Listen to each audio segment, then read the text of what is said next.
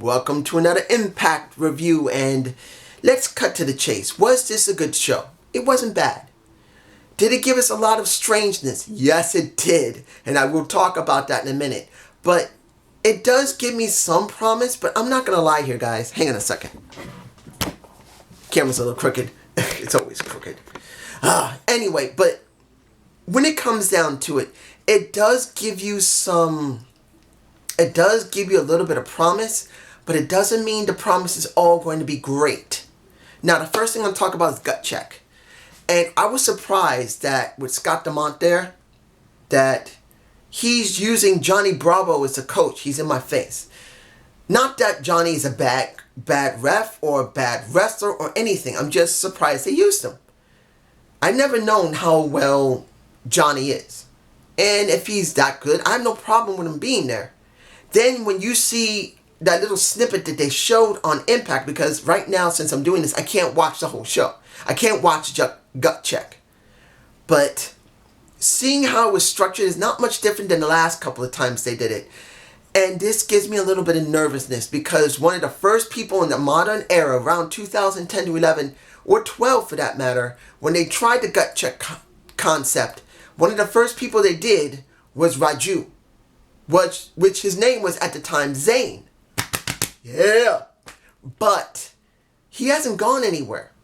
Then you got another person, and he's Rockstar Spud, current Drake Maverick of WWE. And where is he? Nowhere either. They're barely using him. They use him in 205 Live, yeah. But they barely use him on the main roster at all. So seeing another person go through this gut check challenge, and then you see the guy named Shogun. I don't think I have a shot of him, but I do have a shot of when he literally wiped the floor with somebody. Don't know the other guy's name yet. This does give promise, but then you wonder, is the promise going to pan out? Will they do something with this person? You thought they were going to do something with Raju, who was Zayn at the time. He's just done the Dempsey Hit Squad. You think they were going to do something with Rockstar Spud, which they did. He did a lot of great work. But then eventually left and went to WWE, where he's doing nothing now but sitting on his ass eating and catering. Legitimately. Maybe he goes to Superstars. Maybe 205 Live, I think, is still active. I don't even think it is. Or he goes to Main Event. But technically he's doing nothing. But this is just me. You guys tell me below. Dada versus RVD. Now this was it comes down to this. The match was okay. I liked it. But seeing that Katie Forbes was caring so much about social media, I knew there was going to be some weird angle. In the end, she was so frustrated because everyone is upset because of what happened in the scene on Twitch, which I don't know why they have the problem. They show even a lot more worse, with women over there grabbing at the ladies' areas and grabbing their boobs to try and get guys to be seen. But guess what? They don't get banned. But guys do. And in this case, Impact got banned for a couple of days to a week. Really? Seeing this it counts on what type of angle they're going to go with. And after Daga won, because Katie left and RVD was distracted, in the end, you see those two talking, and then you see the Joey Ryan, who looks like he's trying to befriend them, saying, I understand how social media can be. Remember, I'm the big slong. I get it all the time. If you need someone to talk to, I'm here. It's not a bad concept to see him work with them, but it seems to me that there's a turning on someone, anybody? That's how it feels. Now, we got the Dempsey Hit Squad. Well, Raju is the one who fought. Raj isn't there. You got Gama there, as well as Muhammad Shira, the monster, who's being underutilized. Instead of putting him in the main title scene or something, he's not being used. Hell, throw him in the X Division title. If you're not going to use Daga, who just had a match with RVD, who I said clearly, if you have a real plan, you can do something. Put Daga with Ace Austin. Let him win the title and go up against Tessa. So if he wins it, then even though you're going to be going, well, Tessa's boyfriend is now the guy who's next, who won the title. At least it's someone you like. They don't. And now you have Raju working with Wentz, where where Muhammad Shira is just an extra guy there. And it's all due to the fact of what happened at... I gotta say this, and I'm sorry for the noise, guys. This is pretty late. I gotta say this. I don't normally say stuff like this, but after the situations that's happened in the last couple of months, next to having my teeth removed, and I don't want to say how bad things got after that, after about a month or so, certain things that happened I don't want to say. But it's been a hard road for me the last couple of months, and I didn't expect sacrifice to even be cared about. You guys shocked me. And I know that not many people left responses. I'm cool with that. Not everyone's going to leave a response. Not everyone's going to like it. I'm just glad you guys even looked at it. And that meant the world to me. So I wanted to say thank to everybody. Thank you to everyone who watched. But this was supposed to be a little bit of a bit from sacrifice. And it upsets me that Raju, Zane, who was from Gut Check, the guy can talk and they do nothing with him. Why do they keep making him comic relief when he could actually be serious? He sounded serious when he did that promo. He's in my face. He sounded good and he can wrestle. I just wish he'd be more serious. I wish they'd do something with him. Just me, you guys tell me below. Match was alright. Wentz lost while Trey and Dez was there. And that's it. Nothing's changed with the Rascals. And nothing really is going to give us much when it comes to the Dempsey Hit Squad. I just wish there was something more. OVE had a segment wishing that Sammy was back and needing a new leader and pretty much not wanting to state who should be the leader. Madman Fulton wants to be the leader. They don't want him. Dave wants to be a leader, but he's not going to get it. Jake wants to be the leader, who sounds the best out of the three at the moment. Just, where is ICU? If Sammy's in ICU, like I said, I want to make it clear, Sammy has to destroy OVE. He has to destroy Eddie Edwards. Please believe me. That is the best way to go back to Tessa. He destroys OVE. Every member. He destroys Eddie Edwards. Then he goes all the way back. And I know you can say Rick Swann, but Rick Swann's not there. If he's there, then I would say he needs to go to Rick Swann last before going to Tessa. But he's not there right now, so this is what we got. We got a very nice match. Not because it was great, and it was good, but because it was someone I recognized and I'm glad to see is on Impact again. Now,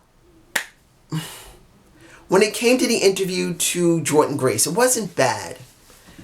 Once I saw that the Queen Bee herself showed up, was this going to be another open challenge? Then I thought, I don't know what's going on. Now she doesn't want to challenge for the title, but she wants to bring people up, give them opportunity. And I'm going, all right, maybe we'll get another Maserati. Maybe we will. Just like what happened at the pay-per-view. And we got, and she's in my face, Miranda from Reality of Wrestling. Miranda has always been someone I remember clearly from Reality of Wrestling. I haven't seen it since, what, episode 146? I haven't seen it, or 156. I don't even remember. They're 280 or 270 now in Reality of Wrestling. I have not seen them for nearly 2 years easily. And I still remember her next to only one other wrestler. She's the only other person I remember. She's the only person I ever cared about. She appeared on the Mae Young Classic. And now she appears in Impact Wrestling. Doesn't mean she's getting a contract. I hope she does. Because I've always felt that Miranda is special. And she had a good match with Jordan Grace and got her ass whooped. I think Jordan got a little bit rough with her because she was laying on the floor pretty hard. Unless that was part of the story, she got whacked pretty hard by Jordan Grace. In the end, she lost. I'm not surprised. If this was a debuting of a Miranda, this is what you get. But it's okay. We got Havoc with Rosemary having a moment. And pretty much saying, we gave you what you needed. We got rid of the prick. In other words, Father Mitchell, who is controlling you. And this is how you treat me. Well, I'm giving you another gift. Next week, you, Su Young, I don't remember if it was a no disqualification match. I think it might be. But there you go. Here's the thing. I wish they had shown Su Yung flipping the switch at Sacrifice. I know it's a throwaway pay-per-view, but I believed it was better there than it was a week before or 2 weeks before the pay-per-view. It made better sense. Either that or do it at Rebellion. But they didn't. So now we're getting it here.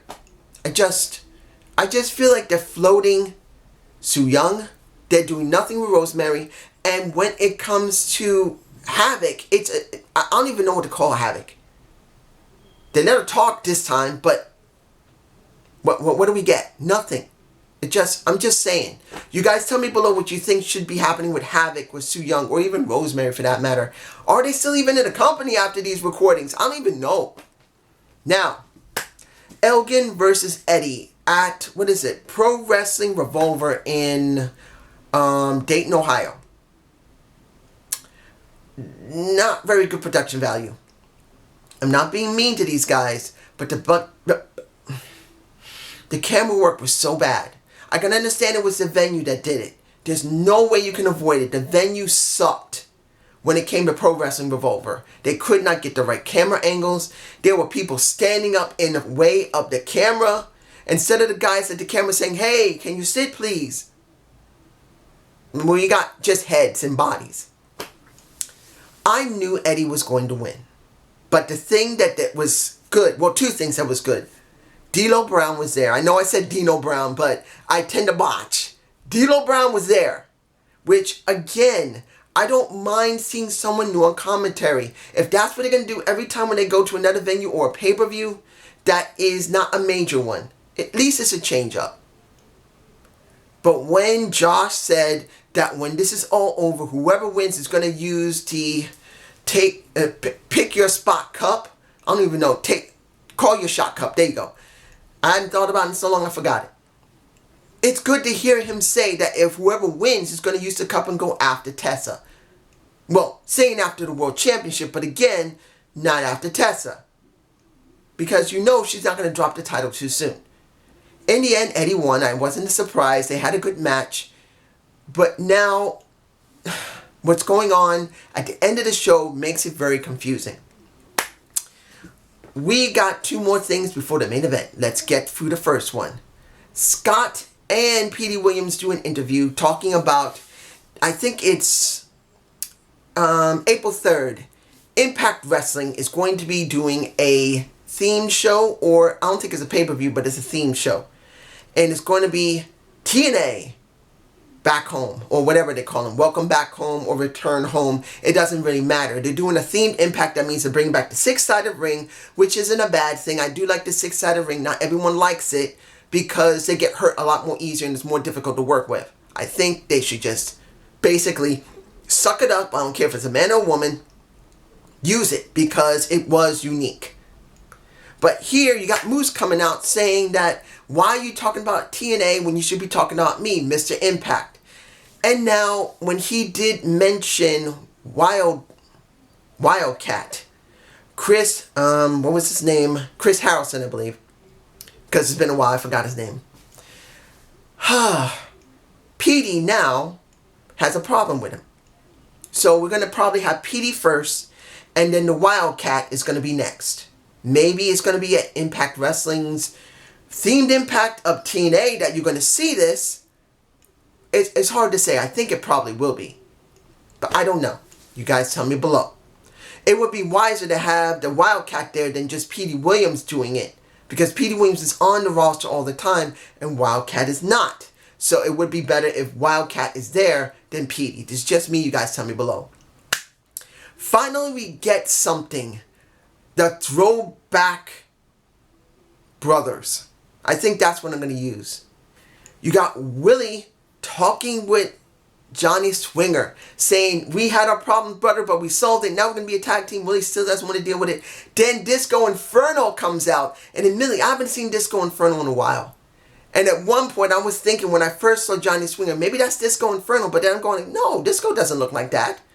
So you got Disco Inferno with Johnny Swinger. And I'm thinking, Why didn't they do this shit earlier? Why did they kept doing the Willie Max segment? The Willie beating down the Johnny Swinger taking so long to do this when they could have easily done this weeks ahead of time. They could have done it 2 or 3 weeks ago. So now supposedly the Throwback Brothers, that's what I'm calling them, the Throwback Brothers, now may want to be a tag team. Because Disco Inferno is still wondering, it's going to be you or Moose. I think Moose. That's what he was saying. Finally, some progress. Something different. Let Disco Inferno come out. Let Johnny Swinger come out. Let them come out in the same matching things with tassels. Like the look. Have them look like the... Have them look like the Rockers will be freaking awesome. It'll be stupid, but it'll be awesome. Make them look like the Rockers. Make them come out with the tassels. Make them come out saying, we are the Throwback Brothers. They can't say the Rockers because it is kind of copyrighted. But in the end, it would be funny. Finally, the match of the night. Because there's very few matches on the show. You got Tessa versus Ace Austin. It wasn't a very long match. I'll say this. They got some chemistry together. I have no problem with Tessa wrestling Ace Austin. They do work decently well together. But here's the thing. And I think this is the question. What exactly are we getting? I think that's what I may use as a title. What are we getting here? Yeah, I think that might be the title. You got at the end Tessa getting the ass whooped by a cleavage-ridden Taya Valkyrie, and I'm going to try and put her in my face and make her zoom in big boobed. But in the end, you got Taya whooping the ass of a Tessa Blanchard. That's what we got. I'm going to say this, and I'm probably not going to be liked, but I'm going to say this very clearly. It probably might be the best option through this situation that we're in, having Tessa as champion, and we're really not getting that much out of it, particularly that... Look, ICU is not being shown yet. Maybe it's going to be shown at Rebellion. That's why I believe they're going to show the Sami Callihan, and they better book him right, because if they don't book him right, this is going to be stupid. But since ICU is still being flashed on the screen, and we haven't seen Sami yet, I'm putting it in this respect. Let's say Sami is not in ICU. I'm not saying he isn't. You know what would be the best option here? Let Tessa win the X Division title and hold 2 titles up to Rebellion. When she hits Rebellion, you can have either Michael Elgin, you can have Sami Callihan, which would be obvious, and you can have Eddie Edwards. One of those 3 go up against her and win the title. Just win it. And then she falls back on the X Division title and she stays in the X Division for a while before she reverts finally back to the women's title. Because as it stands now, there are kind of a couple of directions you can go with this. The way they're going, Taya may challenge for the world title. It will be the first time 2 women go after a major title in a major promotion. Many people will be happy about that. But if the story's not there, it's going to suck. And the story has not been there for Tessa. I don't care what anybody says. As much as they're happy that Tessa's there, the story sucked. I'm not against Tessa. I don't care if a woman wins a man's title as long as you make the story look believable. Make it mean something, mean that I can be invested in. And I was not invested in her story in her rise against Sami. It sucked. So now you're going to have Tessa go against Taya. Now maybe they'll give us a good story and I won't have a problem with it when they go into Rebellion, because that's where I think they're going with this. I do not believe that they're going to do this outside of a pay-per-view. A major one of that they're sponsoring as Rebellion. But if you're not going to do it right, then you need to have a fallback. And seeing Ace Austin lose the title and her holding 2 titles until Rebellion when she could drop it to either... And this is if Ace lost, because it could be better that Ace kept the title, Dada go after the title, Dada wins the title, and then you got Dada versus Tessa, and you actually interject their their relationship into it, because she's actually going to marry the man, as far as I understand. She's engaged to him. She's going to marry him. And they could have played off of that Dada wins the damn title from Ace Austin at Rebellion. Dada and Tessa work together for a couple of months, but then Dada's given the reminder that he has option C, and they decide, even though they both love each other and they're best friends, they're going to challenge each other. She has the chance to face her fiancé in the ring at either Slammiversary or Bound for Glory. Slammiversary would be the best time. But that's the best case scenario. Build a real story. I know this sounds like crap, but you need a real story here, guys. Because as it stands now, with a mediocre build for Tessa, just because she's a woman didn't help me much, and not many other people either. Not because she's a woman, because the story wasn't good. You now have her where it's possible that you're going to have Taya Valkyrie challenge for that title, and if the story's not built properly, this is going to suck ass really fast, really strong. And no matter how much you could be happy that a woman holds the title, I don't care if you're a man or a woman, if there's not a good story, why the fuck do you care? Think about it. But this is just me. You guys tell me. I'm just still thinking about Swinger and Disco Inferno being the throwback brothers. Tell me if you want to see that. Have a good day. Have a good night. Peace.